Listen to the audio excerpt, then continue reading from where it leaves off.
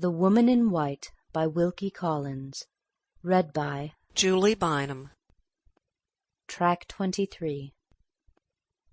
The next event that occurred was of so singular a nature that it might have caused me a feeling of superstitious surprise if my mind had not been fortified by principle against any pagan weakness of that sort. The uneasy sense of something wrong in the family which had made me wish myself away from Blackwater Park was actually followed, strange to say, by my departure from the house. It is true that my absence was for a temporary period only, but the coincidence was, in my opinion, not the less remarkable on that account. My departure took place under the following circumstances. A day or two after the servants all left, I was again sent for to see Sir Percival. The undeserved slur which he had cast on my management of the household did not, I am happy to say, prevent me from returning good for evil to the best of my ability, by complying with his request as readily and respectfully as ever. It cost me a struggle with that fallen nature, which we all share in common, before I could suppress my feelings.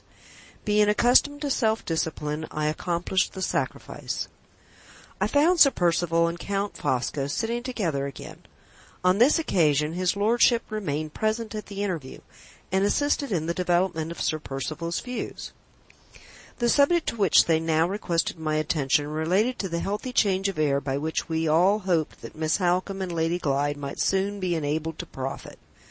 Sir Percival mentioned that both the ladies would probably pass the autumn by invitation of Frederick Fairley, Esquire, at Limmeridge House, Cumberland. But before they went there, it was his opinion, confirmed by Count Fosco, who here took up the conversation and continued it to the end, that they would benefit by a short residence first in the genial climate of Torquay. The great object, therefore, was to engage lodgings at that place, affording all the comforts and advantages of which they stood in need, and the great difficulty was to find an experienced person capable of choosing the sort of residence which they wanted. In this emergency the Count begged to inquire on Sir Percival's behalf whether I would object to give the ladies the benefit of my assistance by proceeding myself to Torquay in their interests. It was impossible for a person in my situation to meet any proposal made in these terms with a positive objection. I could only venture to represent the serious inconvenience of my leaving Blackwater Park in the extraordinary absence of all the indoor servants, with the one exception of Margaret Porcher. But Sir Percival and his lordship declared that they were both willing to put up with inconvenience for the sake of the invalids. I next respectfully suggested writing to an agent at Torquay, but I was met here by being reminded of the imprudence of taking lodgings without first seeing them. I was also informed that the Countess, who would otherwise have gone to Devonshire herself, could not, in Lady Glyde's present condition, leave her niece, and that Sir Percival and the Count had business to transact together which would oblige them to remain at Blackwater Park. In short, it was clearly shown me that if I did not undertake the errand, no one else could be trusted with it. Under these circumstances I could only inform Sir Percival that my services were at the disposal of Miss Halcombe and Lady Glyde. It was thereupon arranged that I should leave the next morning, that I should occupy 1 or 2 days in examining all the most convenient houses in Torquay, and that I should return with my report as soon as I conveniently could. A memorandum was written for me by his lordship, stating the requisites which the place I was sent to take must be found to possess, and a note of the pecuniary limit assigned to me was added by Sir Percival. My own idea on reading over these instructions was, that no such residence as I saw described could be found at any watering place in England, and that even if it could by chance be discovered, it would certainly not be parted with for any period on such terms as I was permitted to offer. I hinted at these difficulties to both the gentlemen, but Sir Percival, who undertook to answer me, did not appear to feel them. It was not for me to dispute the question. I said no more. But I felt a very strong conviction that the business on which I was sent away was so beset by difficulties that my errand was almost hopeless at starting. Before I left I took care to satisfy myself that Miss Halcombe was going on favourably. There was a painful expression of anxiety in her face which made me fear that her mind, on first recovering itself, was not at ease. But she was certainly strengthening more rapidly than I could have ventured to anticipate, and she was able to send kind messages to Lady Glyde, saying that she was fast getting well, and entreating her ladyship not to exert herself again too soon. I left her in charge of Mrs. Rubel, who was still as quietly independent of everyone else in the house as ever. When I knocked at Lady Glyde's door before going away, I was told that she was still sadly weak and depressed, my informant being the Countess, who was then keeping her company in her room. Sir Percival and the Count were walking on the road to the lodge as I was driven by in the chaise. I bowed to them and quitted the house, with not a living soul left in the servants' offices but Margaret Porcher. Every one must feel what I have felt myself since that time, that these circumstances were more than unusual. They were almost suspicious. Let me, however, say again that it was impossible for me in my dependent position to act otherwise than I did. The result of my errand at Torquay was exactly what I had foreseen. No such lodgings as I was instructed to take could be found in the whole place, and the terms I was permitted to give were much too low for the purpose, even if I had been able to discover what I wanted. I accordingly returned to Blackwater Park, and informed Sir Percival, who met me at the door, that my journey had been taken in vain. He seemed too much occupied with some other subject to care about the failure of my errand, and his first words informed me that even in the short time of my absence another remarkable change had taken place in the house. The Count and Countess Fosco had left Blackwater Park for their new residence in St. John's Wood. I was not made aware of the motive for this sudden departure. I was only told that the Count had been very particular in leaving his kind compliments to me. When I ventured on asking Sir Percival whether Lady Glyde had anyone to attend to her comforts in the absence of the Countess, he replied she had Margaret Porcher to wait on her, and he added that a woman from the village had been sent for to do the work downstairs. The answer really shocked me. There was such a glaring impropriety in permitting an under-housemaid to fill the place of confidential attendant on Lady Glyde. I went upstairs at once, and met Margaret on the bedroom landing. Her services had not been required, naturally enough, her mistress having sufficiently recovered that morning to be able to leave her bed. I asked next after Miss Halcombe, but I was answered in a slouching, sulky way, which left me no wiser than I was before. I did not choose to repeat the question, and perhaps provoke an impertinent reply. It was, in every respect, more becoming to a person in my position to present myself immediately in Lady Glyde's room. I found that her ladyship had certainly gained in health during the last few days. Although still sadly weak and nervous, she was able to get up without assistance, and to walk slowly about her room, feeling no worse effect from the exertion than a slight sensation of fatigue. She had been made a little anxious that morning about Miss Halcombe, through having received no news of her from anyone. I thought this seemed to imply a blamable want of attention on the part of Mrs. Rubel, but I said nothing, and remained with Lady Glyde to assist her to dress. When she was ready, we both left the room together to go to Miss Halcombe. We were stopped in the passage by the appearance of Sir Percival. He looked as if he had been purposely waiting there to see us. "Where are you going?" he said to Lady Glyde. "To Marian's room," she answered. "It may spare you a disappointment," remarked Sir Percival, "if I tell you at once that you will not find her there." "Not find her there?" "No. She left the house yesterday morning with Fosco and his wife." Lady Glyde was not strong enough to bear the surprise of this extraordinary statement. She turned fearfully pale, and leaned back against the wall, looking at her husband in dead silence. I was so astonished myself that I hardly knew what to say. I asked Sir Percival if he really meant that Miss Halcombe had left Blackwater Park. "I certainly mean it," he answered. "In her state, Sir Percival, without mentioning her intentions to Lady Glyde?" Before he could reply, her ladyship recovered herself a little, and spoke. "Impossible!" she cried out loud in a frightened manner, taking a step or two forward from the wall. "Where was the doctor?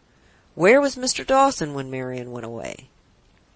"Mr. Dawson wasn't wanted, and wasn't here," said Sir Percival.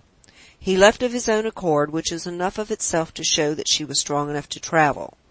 How you stare! If you don't believe she has gone, look for yourself. Open her room door, and all the other room doors, if you like." She took him at his word, and I followed her. There was no one in Miss Halcombe's room but Margaret Porcher, who was busy setting it to rights. There was no one in the spare rooms or the dressing rooms when we looked into them afterwards. Sir Percival still waited for us in the passage. As we were leaving the last room that we had examined, Lady Glyde whispered, "Don't go, Mrs. Michelson, don't leave me, for God's sake." Before I could say anything in return, she was out again in the passage, speaking to her husband. "What does it mean, Sir Percival? I insist. I beg and pray you to tell me what it means." "It means," he answered, "that Miss Halcombe was strong enough yesterday morning to sit up and be dressed, and that she insisted on taking advantage of Fosco's going to London to go there too." "To London?" "Yes, on her way to Limmeridge." Lady Glyde turned and appealed to me. "You saw Miss Halcombe last," she said. "Tell me plainly, Mrs. Michelson. Did you think she looked fit to travel?" "Not in my opinion, your ladyship."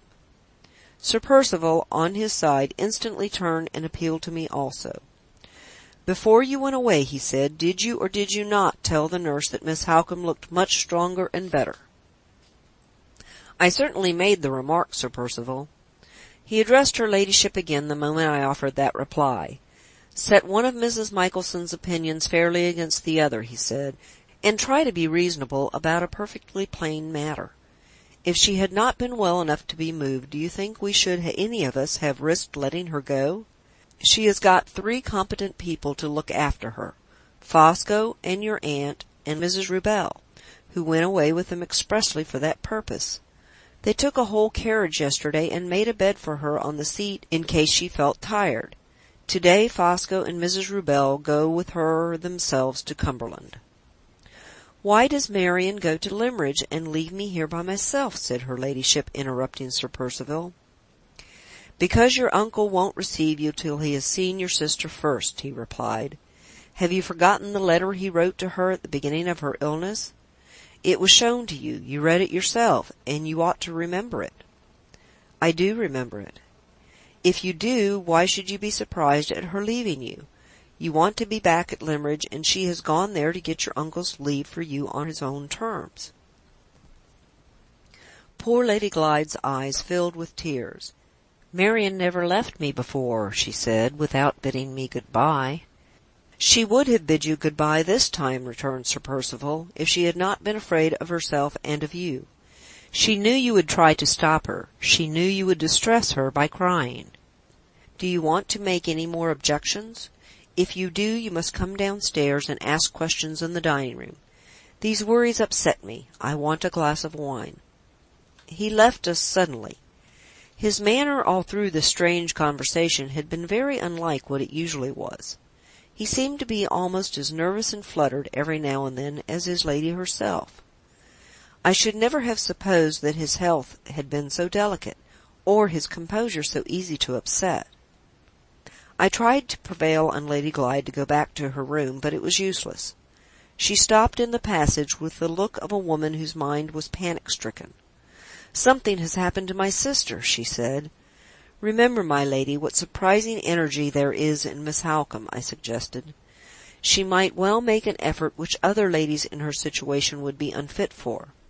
I hope and believe there is nothing wrong. I do indeed."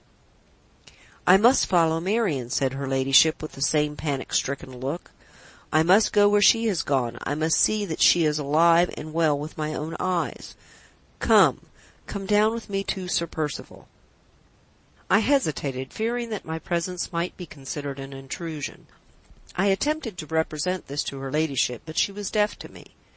She held my arm fast enough to force me to go downstairs with her, and she still clung to me with all the little strength she had at the moment when I opened the dining-room door. Sir Percival was sitting at the table with a decanter of wine before him. He raised the glass to his lips as we went in, and drained it at a draught. Seeing that he looked at me angrily when he put it down again, I attempted to make some apology for my accidental presence in the room. "Do you suppose there are any secrets going on here?" he broke out suddenly. "There are none. There is nothing underhand, nothing kept from you or from anyone." After speaking those strange words loudly and sternly, he filled himself another glass of wine, and asked Lady Glyde what she wanted of him. "If my sister is fit to travel, I am fit to travel," said her ladyship, with more firmness than she had yet shown. "I come to beg you will make allowances for my anxiety about Marian, and let me follow her at once by the afternoon train." "You must wait till to-morrow," replied Sir Percival, "and then, if you don't hear to the contrary, you can go. I don't suppose you are at all likely to hear to the contrary, so I shall write to Fosco by to-night's post." He said those last words, holding his glass up to the light, and looking at the wine in it instead of at Lady Glyde. Indeed, he never once looked at her throughout the conversation. Such a singular want of good breeding in a gentleman of his rank impressed me, I own, very painfully. "Why should you write to Count Fosco?" she asked, in extreme surprise. "To tell him to expect you by the midday train," said Sir Percival. "He will meet you at the station when you get to London, and take you on to sleep at your aunt's in St. John's Wood." Lady Glyde's hand began to tremble violently round my arm. Why, I could not imagine. "There is no necessity for Count Fosco to meet me," she said. "I would rather not stay in London to sleep." "You must. You can't take the whole journey to Cumberland in one day. You must rest a night in London, and I don't choose you to go by yourself to an hotel. Fosco made the offer to your uncle to give you house room on the way down, and your uncle has accepted it. Here is a letter from him addressed to yourself. I ought to have sent it up this morning, but I forgot. Read it and see what Mr. Fairley himself says to you." Lady Glyde looked at the letter for a moment, and then placed it in my hands. "Read it," she said faintly. "I don't know what is the matter with me. I can't read it myself." It was a note of only 4 lines, so short and so careless that it quite struck me. If I remember correctly, it contained no more than these words: "Dearest Laura, please come whenever you like. Break the journey by sleeping at your aunt's house. Grieved to hear of dear Marian's illness. Affectionately yours, Frederick Fairley." "I would rather not go there. I would rather not stay a night in London," said her ladyship, breaking out eagerly with those words before I had quite done reading the note, short as it was. "Don't write to Count Fosco. Pray don't write to him." Sir Percival filled another glass from the decanter so awkwardly that he upset it and spilt all the wine over the table. "My sight seems to be failing me," he muttered to himself in an odd, muffled voice. He slowly set the glass up again, refilled it, and drained it once more at a draught. I began to fear from his look and manner that the wine was getting into his head. "Pray don't write to Count Fosco," persisted Lady Glyde more earnestly than ever. "Why not, I should like to know?" cried Sir Percival with a sudden burst of anger that startled us both. "Where can you stay more properly in London than at the place your uncle himself chooses for you, at your aunt's house? Ask Mrs. Michelson." The arrangement proposed was so unquestionably the right and the proper one that I could make no possible objection to it. Much as I sympathized with Lady Glyde in other respects, I could not sympathize with her in her unjust prejudices against Count Fosco. I never before met with any lady of her rank and station who was so lamentably narrow-minded on the subject of foreigners. Neither her uncle's note nor Sir Percival's increasing impatience seemed to have the least effect on her. She still objected to staying a night in London. She still implored her husband not to write to the Count. "Drop it," said Sir Percival, rudely turning his back on us. "If you haven't sense enough to know what is best for yourself, other people must know it for you. The arrangement is made, and there is an end of it. You are only wanted to do what Miss Halcombe has done for you." "Marian?" repeated her ladyship in a bewildered manner. "Marian sleeping in Count Fosco's house?" "Yes, in Count Fosco's house. She slept there last night to break the journey, and you are to follow her example, and do what your uncle tells you. You are to sleep at Fosco's to-morrow night, as your sister did, to break the journey. Don't throw too many obstacles in my way. Don't make me repent of letting you go at all." He started to his feet, and suddenly walked out into the veranda through the open glass doors. "Will your ladyship excuse me," I whispered, "if I suggest that we had better not wait here till Sir Percival comes back? I am very much afraid he is over-excited with wine." She consented to leave the room in a weary, absent manner. As soon as we were safe upstairs again, I did all I could to compose her ladyship's spirits. I reminded her that Mr. Fairlie's letters to Miss Halcombe and to herself did certainly sanction, and even render necessary sooner or later, the course that had been taken. She agreed to this, and even admitted of her own accord that both letters were strictly in character with her uncle's peculiar disposition. But her fears about Miss Halcombe and her unaccountable dread of sleeping at the Count's house in London still remained unshaken in spite of every consideration that I could urge. I thought it my duty to protest against Lady Glyde's unfavourable opinion of his lordship, and I did so with becoming forbearance and respect. "Your ladyship will pardon my freedom," I remarked in conclusion, "but it is said, 'By their fruits ye shall know them.' I am sure the Count's constant kindness and constant attention from the very beginning of Miss Halcombe's illness merit our best confidence and esteem. Even his lordship's serious misunderstanding with Mr. Dawson was entirely attributable to his anxiety on Miss Halcombe's account." "What misunderstanding?" inquired her ladyship with a look of sudden interest. I related the unhappy circumstance under which Mr. Dawson had withdrawn his attendance, mentioning them all the more readily because I disapproved of Sir Percival's continuing to conceal what had happened, as he had done in my presence, from the knowledge of Lady Glyde. Her ladyship started up, with every appearance of being additionally agitated and alarmed by what I had told her. "Worse than I thought," she said, walking about the room in a bewildered manner. "The Count knew Mr. Dawson would never consent to Marian's taking a journey. He purposely insulted the doctor to get him out of the house." "Oh, my lady, I remonstrated. "Mrs. Michelson," she went on vehemently, "no words that ever were spoken will persuade me that my sister is in that man's power and in that man's house with her own consent. My horror of him is such that nothing Sir Percival could say, and no letters my uncle could write, would induce me, if I only had my own feelings to consult, to eat, drink, or sleep under his roof.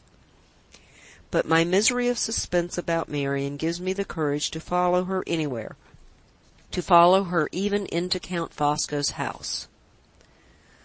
I thought it right at this point to mention that Miss Halcombe had already gone on to Cumberland according to Sir Percival's account of the matter. "I am afraid to believe it," answered her ladyship. "I am afraid she is still in that man's house. If I am wrong, if she has really gone on to Limmeridge, I am resolved I will not sleep to-morrow night under Count Fosco's roof. My dearest friend in the world, next to my sister, lives near London. You have heard me, you have heard Miss Halcombe speak of Mrs. Vesey? I mean to write and propose to sleep at her house. I don't know how I shall get there. I don't know how I shall avoid the Count. But to that refuge I will escape in some way if my sister has gone to Cumberland. All I ask of you to do is to see yourself that my letter to Mrs. Vesey goes to London tonight, as certainly as Sir Percival's letter goes to Count Fosco. I have reasons for not trusting the post-bag downstairs. Will you keep my secret and help me in this? It is the last favour, perhaps, that I shall ever ask of you." I hesitated. I thought it all very strange. I almost feared that her ladyship's mind had been a little affected by recent anxiety and suffering. At my own risk, however, I ended by giving my consent. If the letter had been addressed to a stranger, or to any one but a lady so well known to me by report as Mrs. Vesey, I might have refused. I thank God, looking to what happened afterwards, I thank God I never thwarted that wish or any other which Lady Glyde expressed to me on the last day of her residence at Blackwater Park. The letter was written and given into my hands. I myself put it into the post-box in the village that evening. We saw nothing more of Sir Percival for the rest of the day. I slept, by Lady Glyde's own desire, in the next room to hers, with the door open between us. There was something so strange and dreadful in the loneliness and emptiness of the house that I was glad, on my side, to have a companion near me. Her ladyship sat up late, reading letters and burning them, and emptying her drawers and cabinets of little things she prized, as if she never expected to return to Blackwater Park. Her sleep was sadly disturbed when she at last went to bed. She cried out in it several times, once so loud that she woke herself. Whatever her dreams were, she did not think fit to communicate them to me. Perhaps, in my situation, I had no right to expect that she should do so. It matters little now. I was sorry for her. I was indeed heartily sorry for her all the same. The next day was fine and sunny. Sir Percival came up after breakfast to tell us that the chaise would be at the door at 11:45, the train to London stopping at her station at 20 minutes after. He informed Lady Glyde that he was obliged to go out, but added that he hoped to be back before she left. If any unforeseen accident delayed him, I was to accompany her to the station, and to take special care that she was in time for the train. Sir Percival communicated these directions very hastily, walking here and there about the room all the time. Her ladyship looked attentively after him wherever he went.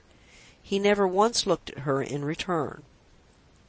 She only spoke when he had done, and then she stopped him as he approached the door by holding out her hand. "I shall see you no more," she said in a very marked manner. "This is our parting. Our parting, it may be forever. Will you try to forgive me, Percival, as heartily as I forgive you?" His face turned of an awful whiteness all over, and great beads of perspiration broke out on his bald forehead. "I shall come back," he said, and made for the door, as hastily as if his wife's farewell words had frightened him out of the room. I had never liked Sir Percival, but the manner in which he left Lady Glyde made me feel ashamed of having eaten his bread and lived in his service. I thought of saying a few comforting and Christian words to the poor lady, but there was something in her face, as she looked after her husband when the door closed on him, that made me alter my mind and keep silence. At the time named the chaise drew up at the gates. Her ladyship was right. Sir Percival never came back. I waited for him till the last moment, and waited in vain. No positive responsibility lay on my shoulders, and yet I did not feel easy in my mind. "It is of your own free will," I said, as the chaise drove through the lodge gates, "that your ladyship goes to London?" "I will go anywhere," she answered, "to end the dreadful suspense that I am suffering at this moment." She had made me feel almost as anxious and as uncertain about Miss Halcombe as she felt herself. I presumed to ask her to write me a line if all went well in London. She answered, "Most willingly, Mrs. Michelson."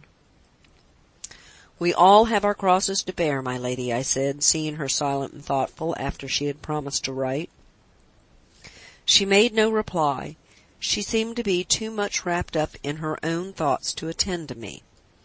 "I fear your ladyship rested badly last night," I remarked after waiting a little. "Yes," she said, "I was terribly disturbed by dreams." "Indeed, my lady?" I thought she was going to tell me her dreams, but no. When she spoke next, it was only to ask a question. "You posted the letter to Mrs. Vesey with your own hands?" "Yes, my lady." "Did Sir Percival say yesterday that Count Fosco was to meet me at the terminus in London?" "He did, my lady." She sighed heavily when I answered that last question, and said no more. We arrived at the station with hardly 2 minutes to spare. The gardener who had driven us managed about the luggage, while I took the ticket. The whistle of the train was sounding when I joined her ladyship on the platform. She looked very strangely, and pressed her hand over her heart, as if some sudden pain or fright had overcome her at that moment. "I wish you were going with me," she said, catching eagerly at my arm when I gave her the ticket. If there had been time, if I had felt the day before as I felt then, I would have made my arrangements to accompany her, even though the doing so had obliged me to give Sir Percival warning on the spot. As it was, her wishes, expressed at the last moment only, were expressed too late for me to comply with them. She seemed to understand this herself before I could explain it, and did not repeat her desire to have me for a travelling companion. The train drew up at the platform. She gave the gardener a present for his children, and took my hand, in her simple, hearty manner before she got into the carriage. "You have been very kind to me and to my sister," she said. "Kind when we were both friendless. I shall remember you gratefully as long as I live to remember anyone. Good-bye, and God bless you." She spoke these words with a tone and a look which brought the tears into my eyes. She spoke them as if she was bidding me farewell for ever. "Good-bye, my lady," I said, putting her into the carriage and trying to cheer her. "Good-bye for the present only. Good-bye with my best and kindest wishes for happier times." She shook her head and shuddered as she settled herself in the carriage. The guard closed the door. "Do you believe in dreams?" she whispered to me at the window. "My dreams last night were dreams I have never had before. The terror of them is hanging over me still." The whistle sounded before I could answer, and the train moved. Her pale, quiet face looked at me for the last time, looked sorrowfully and solemnly from the window. She waved her hand, and I saw her no more. Towards 5 o'clock on the afternoon of that same day, having a little time to myself in the midst of the household duties which now pressed upon me, I sat down alone in my own room to try and compose my mind with the volume of my husband's sermons. For the first time in my life I found my attention wandering over those pious and cheering words. Concluding that Lady Glyde's departure must have disturbed me far more seriously than I had myself supposed, I put the book aside and went out to take a turn in the garden. Sir Percival had not yet returned to my knowledge, so I could feel no hesitation about showing myself in the grounds. On turning the corner of the house and gaining a view of the garden, I was startled by seeing a stranger walking in it. The stranger was a woman. She was lounging along the path with her back to me, and was gathering the flowers. As I approached, she heard me and turned round. My blood curdled in my veins.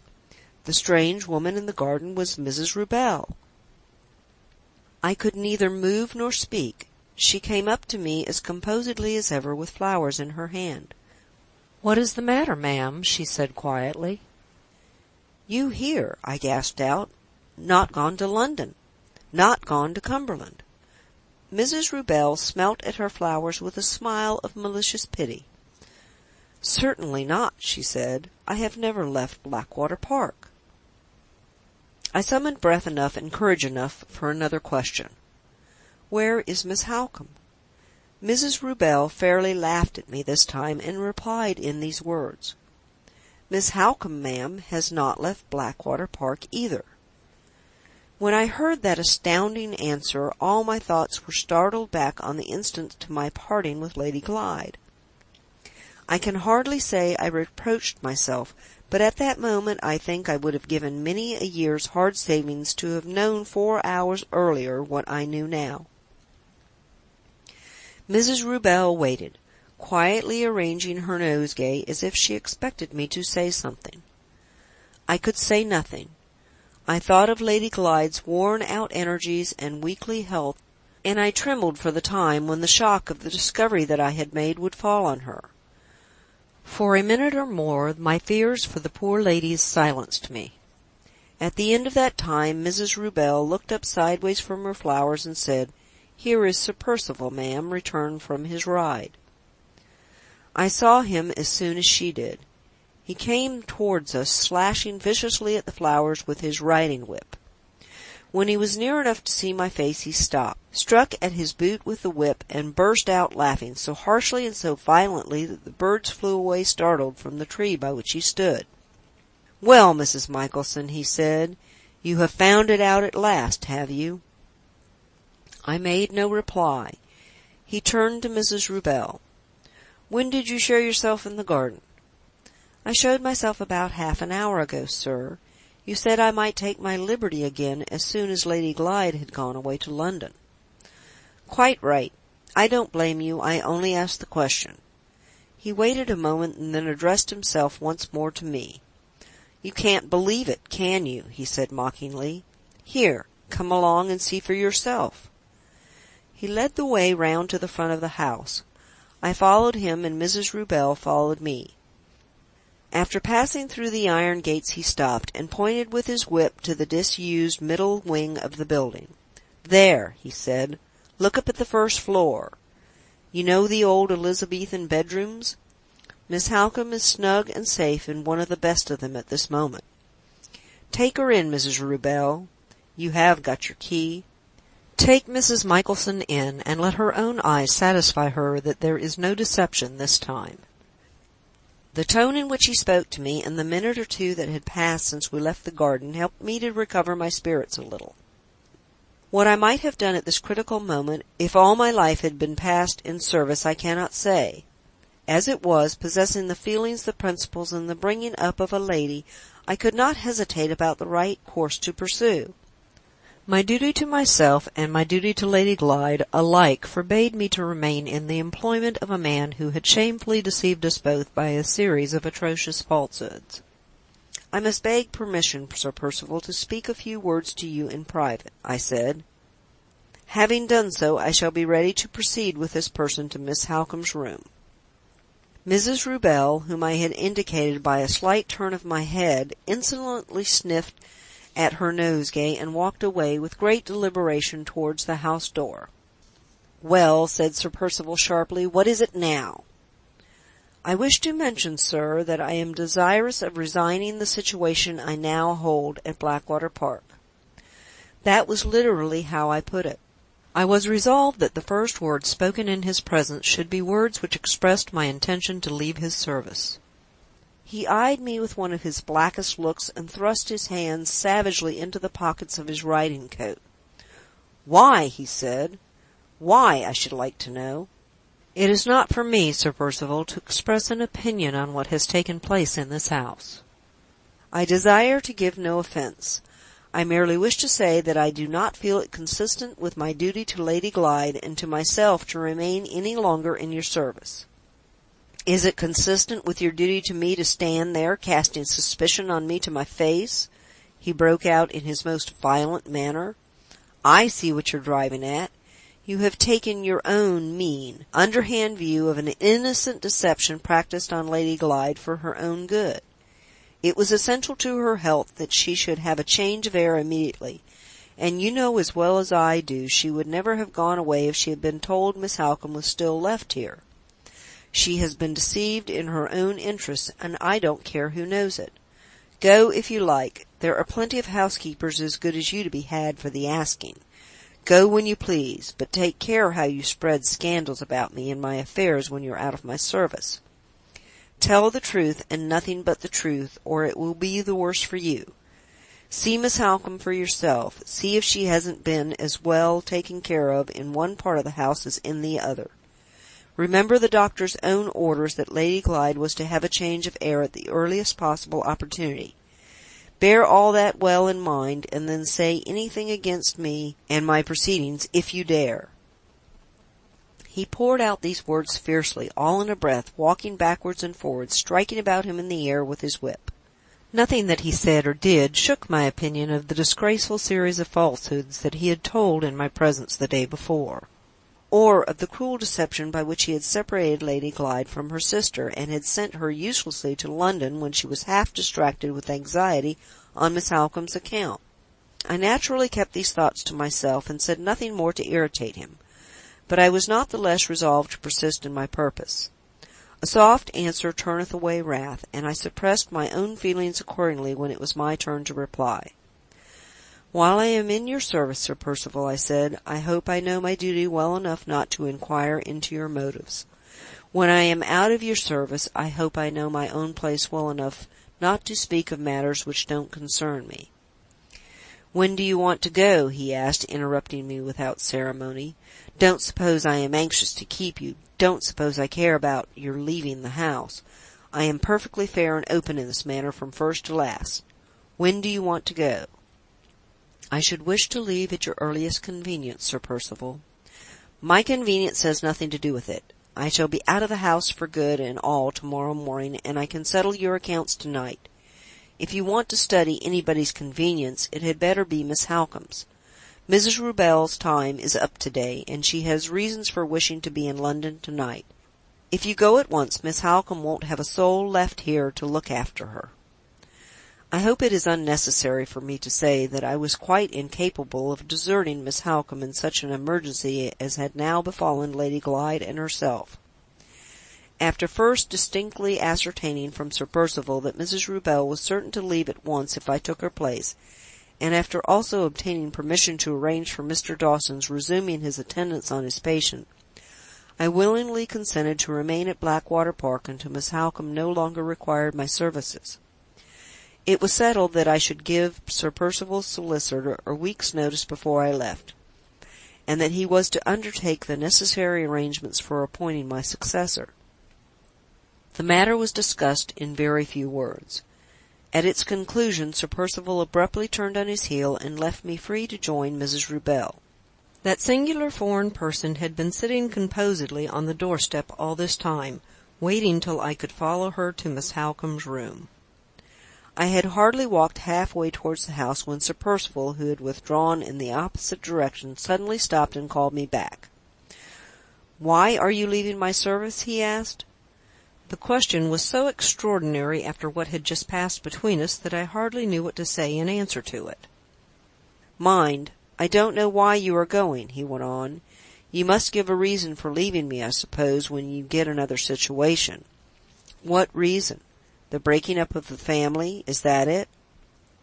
"There can be no positive objection, Sir Percival, to that reason." "Very well, that's all I want to know. If people apply for your character, that's your reason, stated by yourself. You go in consequence of the breaking up of the family." He turned away again before I could say another word, and walked out rapidly into the grounds. His manner was as strange as his language. I acknowledge he alarmed me. Even the patience of Mrs. Rubel was getting exhausted when I joined her at the house door. "At last," she said, with a shrug of her lean foreign shoulders. She led the way into the inhabited side of the house, ascended the stairs, and opened with her key the door at the end of the passage which communicated with the old Elizabethan rooms, a door never previously used in my time at Blackwater Park. The rooms themselves I knew well, having entered them myself on various occasions from the other side of the house. Mrs. Rubel stopped at the third door along the old gallery, handed me the key of it with the key of the door of communication, and told me I should find Miss Halcombe in that room. Before I went in, I thought it desirable to make her understand that her attendance had ceased. Accordingly, I told her in plain words that the charge of the sick lady henceforth devolved entirely on myself. "I am glad to hear it, ma'am," said Mrs. Rubel. "I want to go very much." "Do you leave to-day?" I asked, to make sure of her. "Now that you have taken charge, ma'am, I leave in half an hour's time. Sir Percival has kindly placed at my disposition the gardener and the chaise whenever I want them. I shall want them in half an hour's time to go to the station. I am packed up in anticipation already. I wish you good day, ma'am." She dropped a brisk curtsy and walked back along the gallery, humming a little tune and keeping time to it cheerfully with a nosegay in her hand. I am sincerely thankful to say that was the last I saw of Mrs. Rubel. When I went into the room, Miss Halcombe was asleep. I looked at her anxiously as she lay in the dismal, high, old-fashioned bed. She was certainly not in any respect altered for the worse since I had seen her last. She had not been neglected, I am bound to admit, in any way that I could perceive. The room was dreary and dusty and dark, but the window, looking on a solitary courtyard at the back of the house, was open to let in the fresh air, and all that could be done to make the place comfortable had been done. The whole cruelty of Sir Percival's deception had fallen on poor Lady Glyde. The only ill usage which either he or Mrs. Rubel had inflicted on Miss Halcombe consisted, so far as I could see, in the first offence of hiding her away. I stole back, leaving the sick lady still peacefully asleep, to give the gardener instructions about bringing the doctor. I begged the man, after he had taken Mrs. Rubel to the station, to drive round by Mr. Dawson's, and leave a message in my name asking him to call and see me. I knew he would come on my account, and I knew he would remain when he found Count Fosco had left the house. In due course of time the gardener returned, and said that he had driven round by Mr. Dawson's residence after leaving Mrs. Rubel at the station.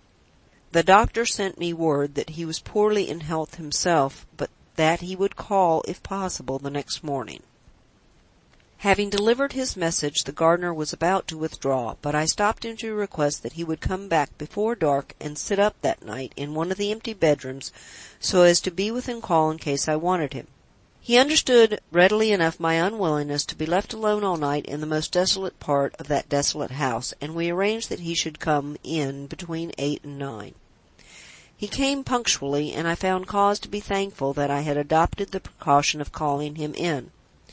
Before midnight Sir Percival's strange temper broke out in the most violent and most alarming manner, and if the gardener had not been on the spot to pacify him on the instant, I am afraid to think what might have happened.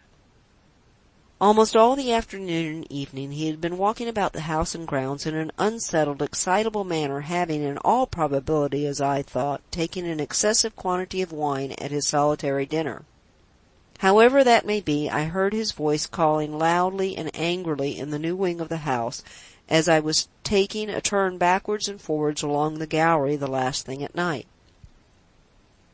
The gardener immediately ran down to him, and I closed the door of communication, to keep the alarm, if possible, from reaching Miss Halcombe's ears. It was full half an hour before the gardener came back. He declared that his master was quite out of his senses, not through the excitement of drink, as I had supposed, but through a kind of panic or frenzy of mind, for which it was impossible to account. He had found Sir Percival walking backwards and forwards by himself in the hall, swearing, with every appearance of the most violent passion, that he would not stop another minute alone in such a dungeon as his own house, and that he would take the first stage of his journey immediately in the middle of the night. The gardener, on approaching him, had been hunted out, with oaths and threats, to get the horse and chaise ready instantly. In a quarter of an hour Sir Percival had joined him in the yard, had jumped into the chaise, and lashing the horse into a gallop, had driven himself away, with his face as pale as ashes in the moonlight. The gardener had heard him shouting and cursing at the lodge-keeper to get up and open the gate, had heard the wheels roll furiously on again in the still of the night when the gate was unlocked, and knew no more. The next day, or a day or two after, I forget which, the chaise was brought back from Knowlesbury, our nearest town, by the ostler at the old inn. Sir Percival had stopped there, and had afterwards left by the train, for what destination the man could not tell. I never received any further information, either from himself or from anyone else, of Sir Percival's proceedings, and I am not even aware at this moment whether he is in England or out of it. He and I have not met since he drove away like an escaped criminal from his own house, and it is my fervent hope and prayer that we may never meet again. My own part of this sad family story is now drawing to an end. I have been informed that the particulars of Miss Halcombe's waking, and of what passed between us when she found me sitting by her bedside, are not material to the purpose which is to be answered by the present narrative. It will be sufficient for me to say in this place that she was not herself conscious of the means adopted to remove her from the inhabited to the uninhabited part of the house.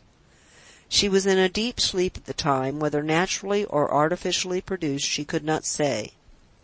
In my absence at Torquay, and in the absence of all the resident servants except Margaret Porcher, who was perpetually eating, drinking, or sleeping when she was not at work, the secret transfer of Miss Halcombe from one part of the house to the other was no doubt easily performed. Mrs. Rubel, as I discovered for myself in looking about the room, had provisions, and all other necessaries, together with the means of heating water, broth, and so on, without kindling a fire, placed at her disposal during the few days of her imprisonment with the sick lady. She had declined to answer the questions which Miss Halcombe naturally put, but had not, in other respects, treated her with unkindness or neglect. The disgrace of lending herself to a vile deception is the only disgrace with which I can conscientiously charge Mrs. Rubel. I need write no particulars, and I am relieved to know it, of the effect produced on Miss Halcombe by the news of Lady Glyde's departure. or by the far more melancholy tidings which reached us only too soon afterwards at Blackwater Park.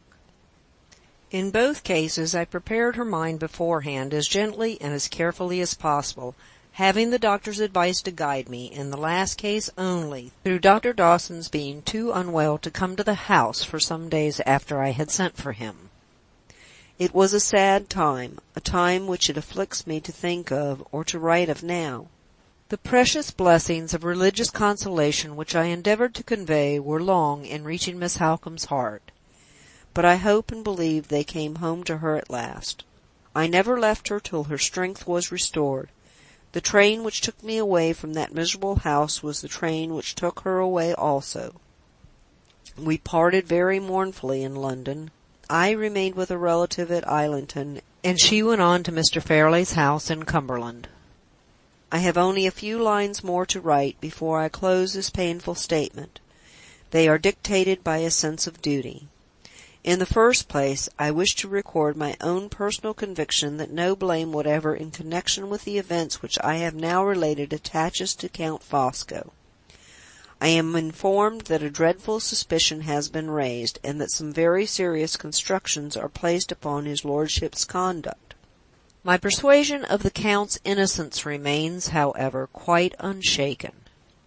If he assisted Sir Percival in sending me to Torquay, he assisted under a delusion for which, as a foreigner and a stranger, he was not to blame. If he was concerned in bringing Mrs. Rubel to Blackwater Park, it was his misfortune and not his fault when that foreign person was base enough to assist a deception planned and carried out by the master of the house. I protest in the interests of morality against blame being gratuitously and wantonly attached to the proceedings of the Count. In the second place, I desire to express my regret at my own inability to remember the precise day on which Lady Glyde left Blackwater Park for London. I am told that it is of the last importance to ascertain the exact date of that lamentable journey, and I have anxiously taxed my memory to recall it. The effort has been in vain. I can only remember now that it was towards the latter part of July. We all know the difficulty, after a lapse of time, of fixing precisely on a past date unless it has been previously written down. That difficulty is greatly increased in my case by the alarming and confusing events which took place about the period of Lady Glyde's departure. I heartily wish I had made a memorandum at the time. I heartily wish my memory of the date was as vivid as my memory of that poor lady's face when it looked at me sorrowfully for the last time from the carriage window. End of Track 23.